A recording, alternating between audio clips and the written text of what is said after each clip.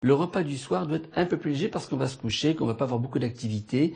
Mais si le tube digestif, les 4 glandes dont j'ai parlé tout à l'heure, sont en train de rouler à 100% depuis le matin parce que vous avez fait vos 4 repas, eh bien votre repas pourrait être à peu près, je veux dire, normal. Mais normal pour vous. Chacun sa quantité. Certains, une assiette de soupe leur suffit. D'autres, il faut une petite entrée, un petit plat, pourquoi pas. Donc le repas du soir sera peut-être plus léger parce qu'on va se coucher ou alors il faut aller faire une bonne marche. Ceux qui ont la chance d'avoir un chien, il faut promener le chien. Donc une bonne balade avec le chien, ça me suffit pour faire un peu digérer. Mais c'est vrai que le repas du soir doit être un peu plus léger, mais il peut être riche, léger mais riche. Un super plateau de fromage, ou une magnifique viande avec l'accompagnement que l'on veut, ou une bonne assiette de soupe gratinée, vous voyez.